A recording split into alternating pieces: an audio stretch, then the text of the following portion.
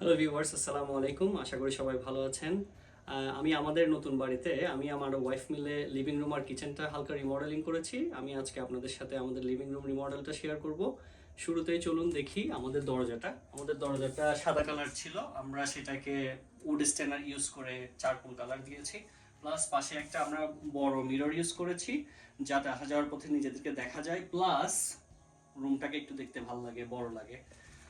এখন এদিকে দেখছেন আপনারা একটা উডের একটা ওয়াল ক্লক ইউজ করেছি। আমার যেহেতু উড ভালো লাগে আমি তার জন্য উডটাই চুজ করলাম। আর এই কিচেন ডোরটাও হোয়াইট ছিল, এটাকেও আমরা উড স্টেনারের মাধ্যমে চারকোল কালার করেছি। এই পাশের ওয়ালটা এগুলা আমরা হোয়াইট কালার চুজ করেছি, সিলিংটাও হোয়াইট করেছি। বেসিক্যালি আমার ওয়াইফ সবগুলা ওয়াল পেইন্ট করেছিল, আমি সবগুলা সিলিং পেইন্ট করেছি। আমাদের 4টা বেডরুম আছে পুরা বাড়িতে।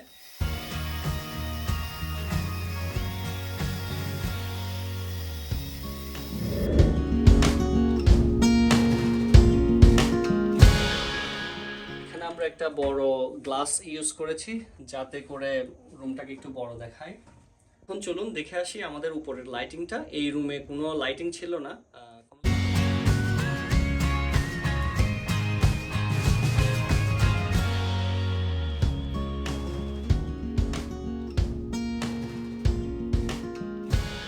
আমি এবং আমার একটা ফ্রেন্ডের সাহায্যে আমরা এখানে 8টা এমবেডেড লাইট দিয়েছি উপরে, এবং একটা ছোটখাটো একটা শ্যান্ডেলিয়ারের ব্যবস্থা করেছি, যাতে করে পুরো রুমের লাইটিংটা অনেক উজ্জ্বল হয়।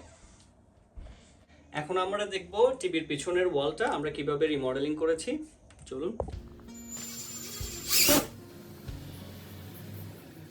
এই পেছনের ওয়ালটাতে প্রথমে এখানে একটা উডেন ক্যাবিনেটের মতো ছিল, সেটাকে আমরা ভেঙে ফেলেছি। ভেঙে আমরা ওয়াল প্যানেল ইউজ করেছি।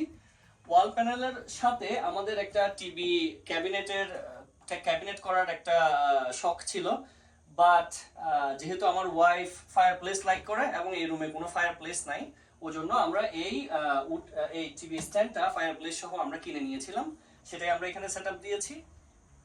চলুন আপনাদেরকে পোড়াঘরের ফরমেশনটা আরেকবার দেখাই।